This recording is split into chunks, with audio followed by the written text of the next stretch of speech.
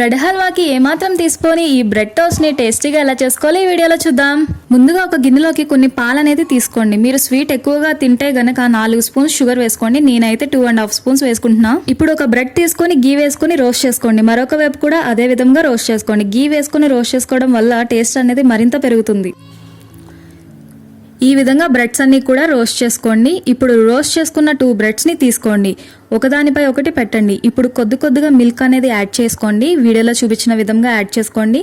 ఇప్పుడు యాడ్ చేసుకున్న తర్వాత బ్రెడ్ అనేది ఫుల్ అయింది అనిపిస్తే కనుక మరొక వైపు తిప్పి మళ్ళీ మిల్క్ అనేది యాడ్ చేసుకోండి. 2 సైడ్స్ కూడా బాగా రోస్ట్ చేసుకోండి. ఇప్పుడు బ్రెడ్ని ఈ విధంగా దగ్గరకు చేసుకోండి. ఒక ప్లేట్ తీసుకుని టోస్ట్ని అందులో వేసుకోండి. హనీ వేసుకొని సర్వ్ చేసుకోండి. మీకు హనీ నచ్చకపోతే షుగర్ అనేది మిల్క్లో కొంచెం ఎక్కువే వేసుకోండి. ఎవరికి చేసి పెట్టినా ఇష్టంగా తినే ఈ బ్రెడ్ మిల్క్ హనీ టోస్ట్ అనేది రెడీ అయిపోయింది. సబ్స్క్రైబ్.